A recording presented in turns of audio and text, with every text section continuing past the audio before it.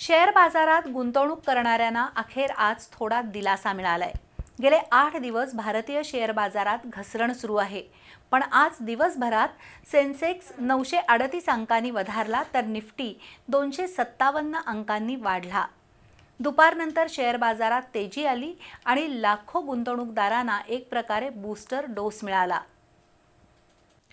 America आणि Iran यांच्यातील युद्धाचे परिणाम आता विविध क्षेत्रात जाणवू लागलेत। जगभरातील शेअर बाजार धडाधड कोसळत आहेत। भारतीय शेअर बाजारातही गेले 10 दिवस तेजी कमी आणि मंदी जास्त अशी परिस्थिती आहे।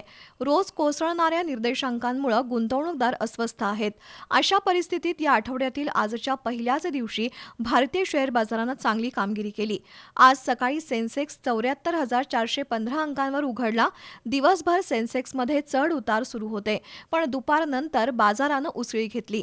दिवस अखेरीस सेन्सेक्स 938 अंकांनी म्हणजेच 1.26% वाढ घेऊन 75,502 अंकांवर स्थिरावला, तर निफ्टीमध्ये 257 अंकांची वाढ होऊन 23,408 अंकांवर बंद झाला।